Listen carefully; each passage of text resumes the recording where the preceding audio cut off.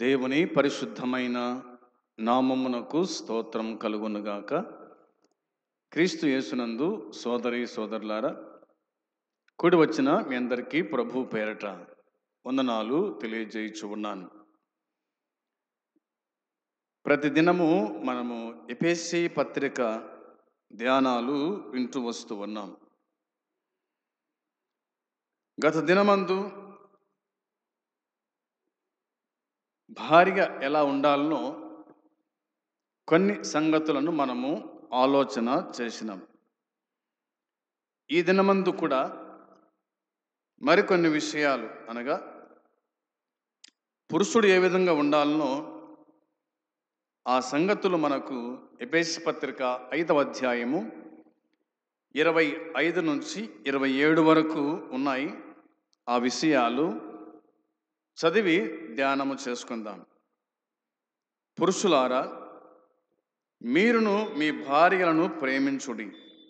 అటువలే క్రీస్తు కూడా సంఘమును ప్రేమించి అది కలంకమైనను ముడతైనను అట్టిది మరి ఏదైనను లేక పరిశుద్ధమైనది గాను నిర్దోషమైనది గాను మహిమగల సంఘము గాను ఆయన తన ఎదుట దానిని నిలబెట్టుకొనవలనని వాక్యముతో ఉదక స్నానము చేత దానిని పవిత్రపరచి పరిశుద్ధపరచుటకై దాని కొరకు తన్ను తాను అప్పగించుకొనెను. చదువుకున్న లేఖన భాగం నిమిత్తమై ప్రార్థన చేసుకుందాము. ప్రేమగల తండ్రి, పరిశుద్ధుడైన దేవ, మీ పాదములకు వందనాలు, స్తోత్రములు, కృతజ్ఞతలు, స్తుతులు చెల్లిస్తూ ఉన్నాం.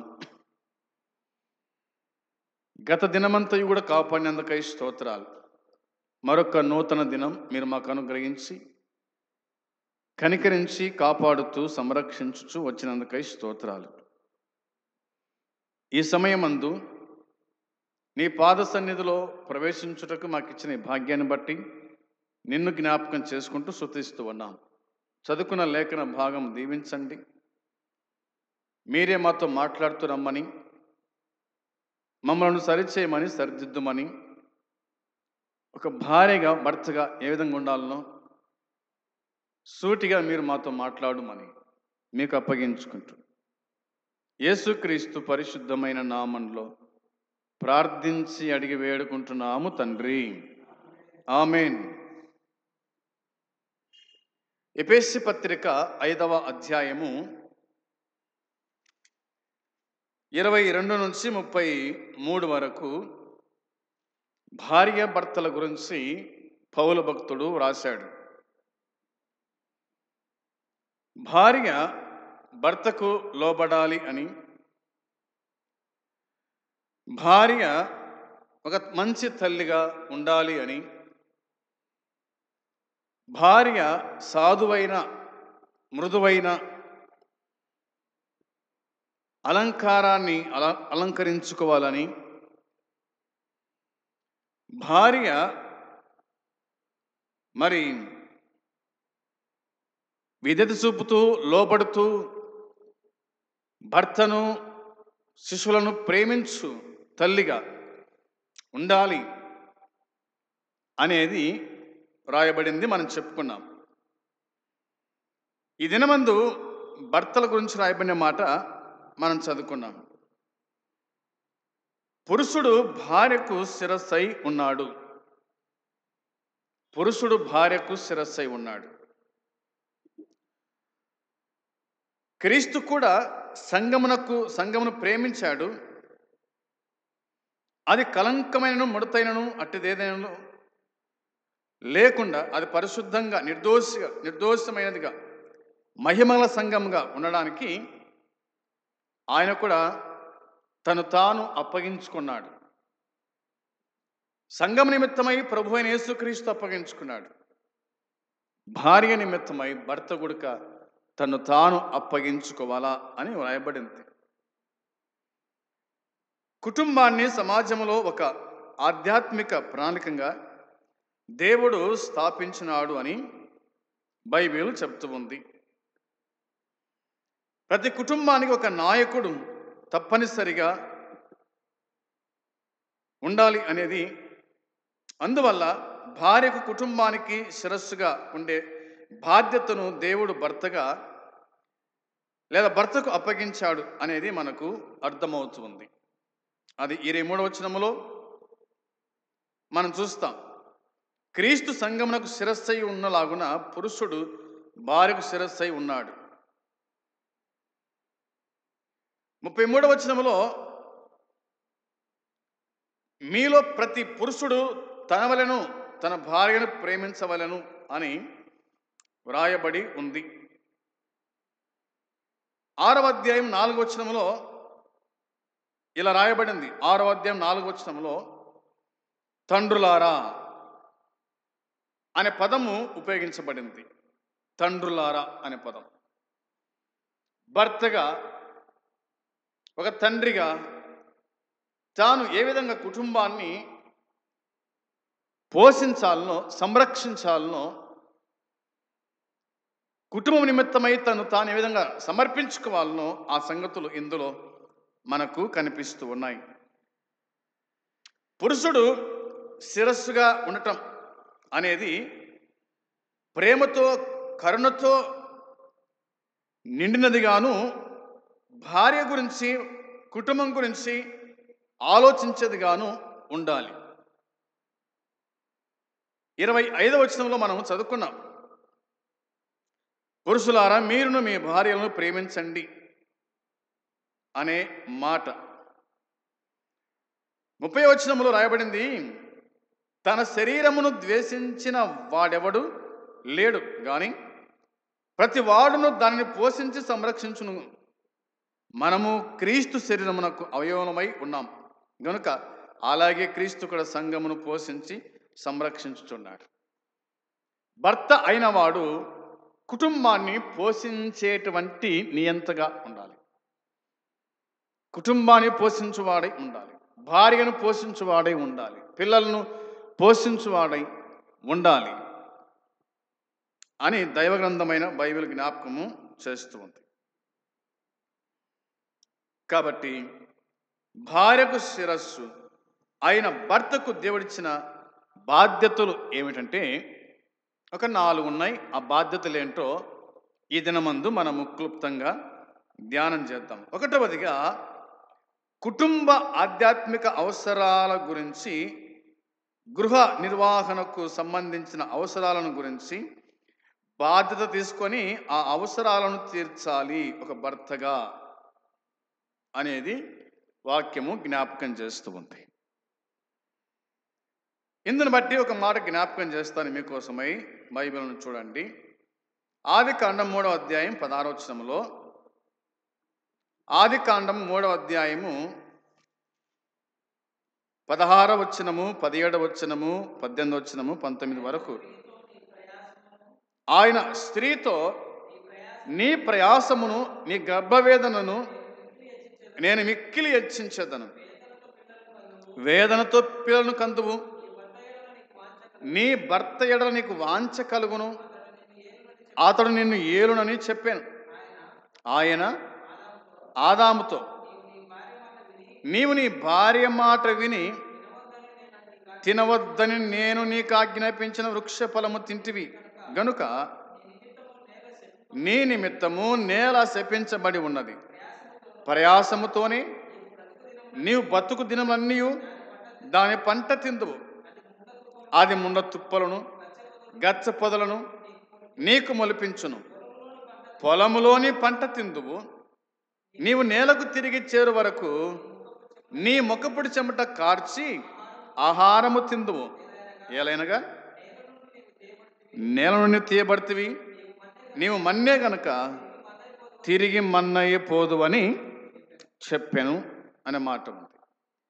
ఇక్కడ స్త్రీ గురించి పురుషుని గురించి రాయబడింది. అనగా ఆదాము గురించి అవ్వ గురించి రాయబడి ఉంది. అవ్వతో దేవుడు మాట్లాడుతున్న మాట ఏమిటంటే, నీ ప్రయాసమును నీ గర్భవేదనను నేను మిక్కిలి హెచ్చించదను అన్నాడు. వేదనతో పిల్లలను కందువు అన్నాడు. నీ భర్త ఎడల నీకు వాంఛ కలుగును, అతడు నిన్ను ఏలునని చెప్పాను. నీ భర్త ఎడల అనే మాట ఇక్కడ ఉంది. అంటే భర్తకు లోబడునంత అని అర్థం. భర్తకు లోబడునంత అంటే భార్య భర్తకు లోబడాలి. నీ భర్త ఎడల నీకు వాంఛ కలుగును, అతడు నిన్ను ఏలును. అంటే భర్త లేదా భార్య భర్తను ప్రేమించేదిగా,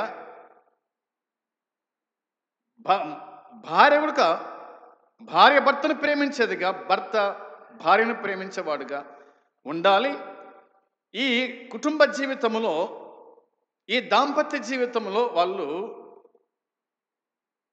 ప్రేమ కలిగి మరి కుటుంబాన్ని వాళ్ళు కొనసాగించుకునే వాళ్ళుగా ఉండాలి అనేది మనకు అర్థమవుతుంది. పురుషుడు భార్యను ఏలుతాడు అనేది రాయబడింది. వచనం 17 మనం చూడగా, ఆయన ఆదాముతో ఇట్లా అన్నాడు, నీవు నీ భార్య మాట విని తినవద్దని నేను నీకు ఆజ్ఞాపించిన వృక్షఫలము తింటివి గనుక నీ నిమిత్తము నేల శపించబడినది, ప్రయాసముతోనే నువ్వు బ్రతుకు దినములన్నీ దాన్ని పంట తిందువు అన్నాడు. నీవు నీ భార్య మాట వింటివి అని రాయబడింది. అవ్వ అపవాది మాట వినింది, ఆదాము అవ్వ మాట విన్నాడు. వీరిద్దరు కూడా దేవుని మాట కంటే, దేవుని ఆజ్ఞ కంటే అవ్వ అపవాది మాట వినడం, ఆదాము అవ్వ మాట వినడం.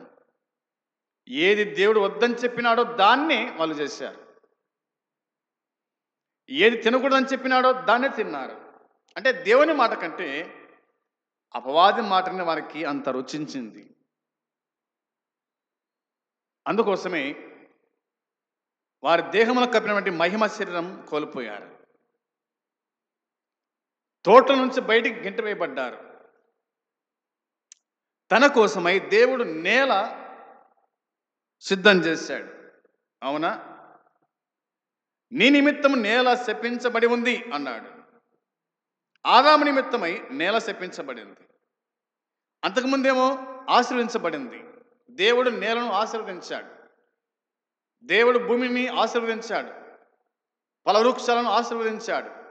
ఎప్పుడైతే పాపం చేశాడో, ఎప్పుడైతే దేవుని ఆజ్ఞ అతిక్రమించినాడో అప్పుడే నేలను దేవుడు శపించాడు. ఇట్లన్నాడు మళ్ళా, ప్రయాసతోనే నీవు బతుకు దినమని దాని పంట తిందు అన్నాడు. ప్రయాసపడి దాని పంట తినాల అంటే పొలము దున్నాలి, విత్తనం వేయాలి, కాపులకు కాయాలి. ఆ పంట వచ్చిన తర్వాతనే ఆ పంట తిని మానవుడు బతకాల. తోటలో ఉన్నప్పుడు ప్రయాస అనేది అర్థం కాలే. అవునా, తోటలో ఉన్నప్పుడు ఈ ప్రయాస లేదు కదా, దున్నేది లేదు, విత్తనాలు వేసేది లేదు, పంట పండించేది లేదు. దేవుడే జోక్యం చేసుకొని మానవునికి ఏదవసరమో అన్ని కూడా ఆయన అనుగ్రహించాడు. ఆజ్ఞ అతిక్రమించినప్పుడు తానే కష్టపడి అనే మాట రాయబడింది చూడండి. వచ్చిన 18 రాయబడిన మాట అదే కదా, అది ముళ్ళ తుప్పలను గచ్చ పొదలను నీకు మొలిపిస్తుంది, పొలములోని పంట తింటావు, నీవు నేలకు తిరిగి చేరు వరకు నీ మొక్కపు చెమట కార్చి ఆహారము తిందువు అన్న మాట రాయబడింది.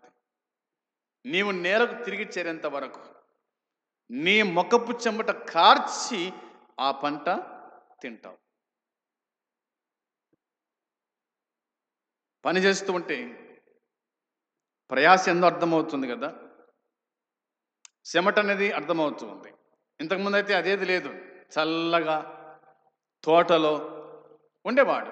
కానీ ఇప్పుడు ఎలా పంట పండించాలనో, ఎలా పంట అనుభవించాలనో తనకు అర్థమయ్యేలాగున దేవుడు చేశాడు. నేల నుండి నువ్వు తీయబడితే గనుక నువ్వు మన్నే గనుక తిరిగి మన్నై పోతావు అని చెప్పినాడు. ఇదంతా కూడా ఏమిటంటే మనం అర్థం చేసుకోవడానికి కుటుంబం ఆధ్యాత్మిక అవసరాల గురించి, గృహ నిర్వాహక సంబంధించిన దాని గురించి బాధ్యత తీసుకోవాలని అనేది అర్థమవుతుంది. పురుషుడు బాధ్యత తీసుకోవాలి కుటుంబం గురించి అన్నది ఈ మాట మనకు అర్థమైంది. ఇంకా పౌలు ఇలా అన్నాడనమాట. తిమోతికి రాసిన మొదటి పత్రిక 5వ అధ్యాయము 8వ వచనం.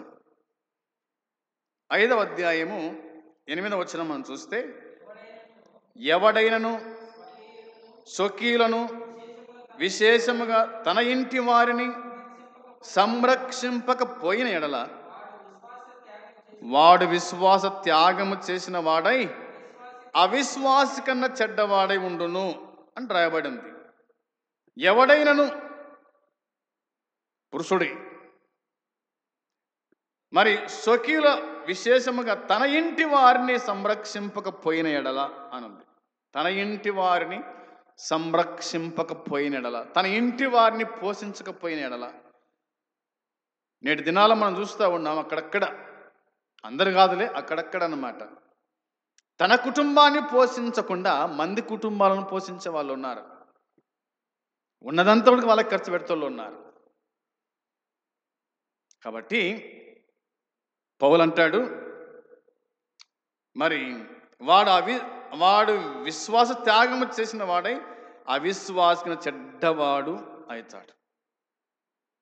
కాబట్టి కుటుంబాన్ని సంరక్షించాలా అనేది దేవుని వాక్యం మనం జ్ఞాపకము చేస్తూ ఉంది.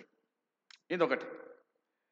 రెండవదిగా మనం ఆలోచన చేస్తే, క్రీస్తు సంఘాన్ని ప్రేమించినట్లుగా భర్త తన భార్యను ప్రేమించి ఆమె సంరక్షణలో, భద్రతలో, బాగోగులలో శ్రద్ధ తీసుకోవాలి అని వాక్యం చెబుతుంది. రెండవ మాట ఇది. రండి, ఎఫెసు పత్రిక 5వ అధ్యాయం. ఎఫెసు పత్రిక 5వ అధ్యాయము 25వ వచనంలో మనము చూసినప్పుడు ఇలా రాయబడింది, పురుషులారా మీరును మీ భార్యలను ప్రేమించుడి అనే మాట ఉంది కదా. మరొక వచనం చూడండి, 33వ వచనం చూద్దామా. 33వ వచనంలో, మెట్టుకు మీలో ప్రతి పురుషుడును తన వలెను తన భార్యను ప్రేమింపవలెను అనే మాట రాయబడింది. భర్త భార్యను ప్రేమించాల, భార్య భర్తకు లోబడాలి. అప్పుడే కుటుంబ జీవితము సాపిగా కొనసాగుతుంది. కోపతాపాలు మామూలే వస్తాయి, అయితే సర్దుబాటు అనేది ఉండాలి. పురుషుడు అనంగా కోపం వస్తుంది, స్త్రీ అనంగా కోపం వస్తుంది. ఏదో ఒక విషయంలో కోపడతారు, కానీ తిట్టుకోకూడదు. కోపించి నేను నా పుట్టింటికి వెళ్ళిపోతాను భార్య అనకూడదు. కోపించి నిన్ను నాకు తగలగట్టారు మీ తల్లిదండ్రులు అని ఎప్పటికీ అనకూడదు. దేవుడే ఆది కాలంలోనే నిన్ను ఒక భార్యగా, భర్తగా నియమించాడు అనేది మనము అర్థం చేసుకోవాలి. అందును బట్టి భార్య కోపడినప్పుడు భర్త మౌనంగా ఉండడం మేలు, భర్త కోపడినప్పుడు భార్య మౌనంగా ఉండడం ఉత్తమమైంది. లేదనుకో, ఇద్దరు నోరు లేస్తే కనుక అక్కడనే ఇంకా పడేది. చివరికి కొట్లాడుకోవడం, పిల్లల ముందు కొట్లాడుకోవడం కదా, బజార్లో పడడం, అందరికి తెలిసేటట్టుగా కొట్లాడుకోవడం, మరి ఎవరిదా వాళ్ళు చూసుకోవడం, ఇట్లా ఉంటుంది. కాబట్టి సర్దుబాటు అనేటువంటిది చాలా ప్రాముఖ్యమైంది అనేది మనం గుర్తుంచుకోవాలి. ఏ భర్త అయితే ప్రేమిస్తాడో, ఏ భార్య అయితే లోబడుతుందో వారి కుటుంబము సాపిగా కొనసాగుతుంది. నేను లోబడను అని భార్య అనకూడదు, నేను ప్రేమించను అని భర్త అనకూడదు. ఎందుకంటే వారిద్దరు కాదు, ఏక శరీరం కాబట్టి. ఆదాములో నుంచి తీయబడింది అవ్వ అనేది గుర్తుంచుకోవాలి. అందుని బట్టి పురుషుడు స్త్రీకి శిరస్సు, ఆయన తల లేకుండా మనం ఏం చేస్తుంది, అవునా? అందుని బట్టి శిరస్సు ఏది చెప్తుందో అదే వినాల శరీరం. భర్త ఏం చెప్తాడో భార్య అది వినాలి. ఒకవేళ భార్య కూడా మంచి సలహా ఇవ్వచ్చు, అది కూడా భర్తకు గమనించి ఆలోచించి, ఇలా వెళ్తే బాగుంటుంది, ఇలా పోతే బాగుంటుంది, ఇలా చేయకపోయితే బాగుండు, ఇలా మాట్లాడకపోయితే బాగుండు అనేది కూడా కొన్ని సందర్భాల్లో భార్యలు కూడా సలహాదారులై ఉంటారు. మంచిదే. సంగతి మనము గుర్తుంచుకోవాలి. ఇక మూడవదిగా మనం ఆలోచన చేస్తే, భర్త అయిన వాడు భార్యను గౌరవించాలి, భార్యను మెచ్చుకోవాలి. కొంతమంది చాలామంది పురుషులు కదా పరాయి స్త్రీలను మెచ్చుకుంటుంటారు.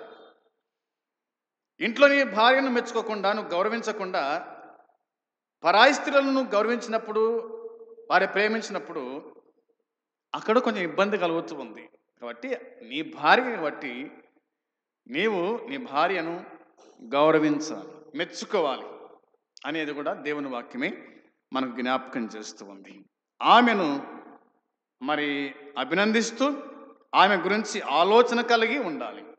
నీ భార్య కాబట్టి ఆమెను గౌరవించాలి, ఆమె గురించి ఆలోచన చేయాలా, ఆమె గురించి ఆలోచించాలి, ఆమెను ఆనందపరిచే పురుషుడుగా ఉండాలి. ఒకటి గౌరవించుట, రెండవది భార్యను ఆనందపరచుట, మూడవది ఆమె విషయమై ఆలోచన చేయాల. చాలామంది పురుషులు కదా బయట తమ కడుపు నింపుకుంటారు కానీ భార్య కడుపును చూడరు. కొంతమంది బయట మహానుభావులు అక్కడిక్కడ తినొస్తారు, ఆ భార్యకి ఏం తినింది, ఆమె తినిందే లేదా, ఇంట్లో ఉందే లేదా అని పట్టించుకోరు. అలాగా ఎప్పటికీ మనము ఉండకూడదు. ఆమెని శరీరం కాబట్టి ఆమెను గౌరవించాల్సిందే, ఆమెను ఆనందపరచాల్సిందే, ఆమె గురించి ఆలోచన కూడా మనము చేసేవారుగా ఉండాలి పురుషుడుగా అనే సంగతి దేవుని వాక్యం గుర్తు చేస్తూ ఉంది. ఒక వచనం జ్ఞాపకం చేసుకుందాం. కొలస్సీ పత్రిక 3వ అధ్యాయము 19వ వచనం చూడండి. కొలస్సీ పత్రిక 3వ అధ్యాయము 19వ వచనములో రాయబడిన మాట, భర్తలారా మీ భార్యను ప్రేమించుడి, వారి నిష్ఠూర పెట్టకుడి అని రాయబడింది. అవునా? భర్తలారా మీ భార్యను ప్రేమించండి, వారిని నిష్ఠూర పెట్టకండి. అవునా? నువ్వు అటడదానవు, నువ్వు ఇటడదానవు అని నీ తల్లిదండ్రుల ముందర, ఇరుగు పొరుగు వారి ముందర వారిని నిష్ఠూరపరచకుండా చూసుకోవాలి. ఎక్కడనో పుట్టి ఎక్కడనో పెరిగి పెండ్లి అనే 2 అక్షరాలతో నీకు భార్య అయింది, నీ ఇంటికి వచ్చిన తర్వాత నీ భార్యను నీవు నిష్ఠూర పెట్టకూడదు. ఆమెను గౌరవించాలా, ఆమెను ఆనందపరచాలి, ఆమె గురించి ఆలోచన చేయాలి. అది దేవుని వాక్యం మనకు గుర్తు చేస్తుంది. నిష్ఠూరపరచక అనే మాట మనకు దేవుని వాక్యంలో మనము చూస్తూ ఉన్నాం. దీనికి మరొక వచనం జ్ఞాపకం చేసుకుందాం. పేతురు రాసిన మొదటి పత్రిక చూడండి ఒకసారి. పేతురు రాసిన మొదటి పత్రిక 3వ అధ్యాయము 7వ వచనములో, 3వ అధ్యాయము 7వ వచనములో, అటువలనే పురుషులారా జీవమను కృపావరములో మీ భార్యలు మీతో పాలివారై ఉన్నారని ఎరిగి ఎక్కువ బలహీనమైన ఘటమని భార్యను సన్మానించి మీ ప్రార్థనలకు అభ్యంతరము కలగకున్నట్లు జ్ఞానముతో వారితో కాపురము చేయుడి అన్న మాట రాయబడింది. వినాలి జాగ్రత్తగా. అటువలే పురుషులారా అని వ్రాయబడింది. జీవమను కృపావరములో మీ భార్యలు మీతో పాలివారై ఉన్నారని ఎరిగి, మీ భార్యలు మీతో పాలివారై ఉన్నారని ఎరిగి ఎక్కువ బలహీనమైన ఘటమని భార్యను సన్మానించి, అవునా? ఎక్కువ బలహీనమైన ఘటమని భార్యను సన్మానించి అన్నమాట. భార్యను సన్మానించి, బలహీనమైన ఘటం, ఓటికుండ లాంటిది భార్య అని చెప్పుకోవాలి. అవునా? ఓటికుండ ఏం చేస్తుంది? అలా ఎచ్చపైలిపోతుంది. అలాంటి అంటే కొంతమంది స్త్రీలు మరి ఏమన్నంటే అయిపోయాం వెంబడి ఏం చేస్తారు? వాళ్ళు కన్నీళ్లు గారుస్తారు, ఏడుస్తారు. నేనంటే నీకు లెక్కలేదు, అవునా? నన్ను పట్టించుకోవు, నన్ను ఎందుకు ఇట్లా నిష్ఠురపరుస్తున్నావు? వారు బలహీనమైన ఘటములు, ఓటి కుండ లాంటి వాళ్ళు. కుండ పడేస్తే పగిలిపోతుంది. ఆ విధంగా ఉంటుంది కాబట్టి దాన్ని ఎంతో జాగ్రత్తగా చూసుకోవాలి. కుండను కానీ, ఒక సీసాను కానీ, గాజు సీసాను కానీ జాగ్రత్తగా చూసుకుంటేనే, లేకపోతే అవి పగిలిపోతుంది. కుటుంబం బద్దలైపోతుంది అన్నది మనకు అర్థమవుతుంది. కాబట్టి మీ ప్రార్థనలకు అభ్యంతరం కలగకున్నట్టు జ్ఞానముతో వారితో కాపురం చేయండి. జ్ఞానముతో వారితో కాపురం చేయండి. కాపురం చేసే పురుషుడు ఏం చేయాలంట? జ్ఞానము ఉపయోగించాల, తెలివి ఉపయోగించాల అనేది మనకు దేవుని వాక్యం జ్ఞాపకం చేస్తుంది. బైబిల్లో ఇంకా మనం ఆలోచన చేసినప్పుడు ఇలా రాయబడింది. 4వదిగా మనం ఆలోచన చేద్దాం. వివాహ సంబంధం విషయంలో ఎంతో నమ్మకంగా నిష్ఠగా ఉండాలి. వివాహ సంబంధ విషయంలో ఎంతో నమ్మకంగా మరి నిష్ఠగా ఉండాలి అనేది బైబిల్ గుర్తు చేస్తూ ఉంది. రండి, ఎఫెసీ పత్రిక 5వ అధ్యాయము 31వ వచనం చూడండి ఒకసారి. 31వ వచనంలో రాయబడిన మాట: ఈ హేతువు చేత పురుషుడు తన తండ్రిని తల్లిని విడిచి తన భార్యను హత్తుకొనును, వారిద్దరును ఏక శరీరమగుదురు, ఈ మర్మము గొప్పది అని వాక్యం చెబుతూ ఉంది. ఈ హేతువు చేత పురుషుడు తన తండ్రిని తల్లిని విడిచి, అవునా, తన భార్యను హత్తుకొనును అని వాక్యం చెబుతూ ఉంది. వివాహం చేసుకున్న పురుషుడు తండ్రిని తల్లిని విడిచి తన భార్యను హత్తుకొనును, వారిద్దరు ఏక శరీరం మగుదురు, ఈ మర్మము గొప్పది. వారిద్దరు ఏక శరీరం కాబట్టి భార్య భర్తను హత్తుకొనుట, భర్త భార్యను హత్తుకొనుట ఒక ముద్ద. ఇది అంతే. భార్య భర్త అనగా ఒక ముద్ద. వారిద్దరు హత్తుకుంటారు. ఇంకో మాట ఏంటంటే, తండ్రిని తల్లిని విడిచి అంటే వారిని బొత్తకి విడిచిపెట్టడం అని కాదు, వారిని చూసుకోవాల్సిందే. భర్త భార్య యొక్క తల్లిదండ్రులను చూసుకోవాల్సిందే, భార్య భర్త యొక్క తల్లిదండ్రులను చూసుకోవాల్సిందే. ఇక వివాహం అయిపోయింది, ఇంకా మాకు మీకు ఎటువంటి సంబంధం లేదు అనుకుంటే కనుక అక్కడ ఇబ్బంది పడతాం. భర్తకు ఖచ్చితంగా అత్తమామ మీద ప్రేమానురాగాలు ఉండాల్సిందే. భార్యకు ఖచ్చితంగా తన భర్త యొక్క తల్లిదండ్రుల మీద ప్రేమానురాగాలు ఉండాల్సిందే. అప్పుడే కదా కలిసి ఉంటే కలదు సుఖం అన్నట్టుగా అందరు కలిసి ఉండాల్సిందే. అది మనము గుర్తుంచుకోవాలి. కాబట్టి విడిచిపెట్టి అంటే విడిచిపెట్టడం కాదు, కానీ వారిని చూసుకోవాల్సిందే. ఆ సంగతి జ్ఞాపకం చేసుకోవాలా. హత్తుకొనుట అనే మాట కనిపిస్తుంది. వారిద్దరు కూడా ఏకశరీరంగా అగుదురు, ఈ మర్మము గొప్పది అన్నాడు పౌలు. ఈ మర్మము గొప్పది అన్నాడు పౌలు. అంటే భార్య భర్తల యొక్క బంధము గొప్పది, కుటుంబం అనగా గొప్పది అనేది మనకు తెలియజేశాడు. దీని గురించి మన ప్రభు యేసుక్రీస్తు ఏం చెప్పాడో ఒక మాట చూద్దాం. చూడండి, మత్తయి సువార్త 5వ అధ్యాయము 27-28 వచనాలు. మత్తయి సువార్త 5వ అధ్యాయము 27-28 వచనాలు చూడండి. వ్యభిచారము చేయవద్దని చెప్పబడిన మాట మీరు విన్నారు కదా, నేను మీతో చెప్పుంది ఏమనగా, ఒక స్త్రీని మోహపు చూపుతో చూచు ప్రతివాడు అప్పుడే తన హృదయమందు ఆమెతో వ్యభిచారము చేసిన వాడగును అన్నమాట రాయబడి ఉంది. వినండి, వ్యభిచారము చేయవద్దని చెప్పబడిన మాట మీరు విన్నారు కదా.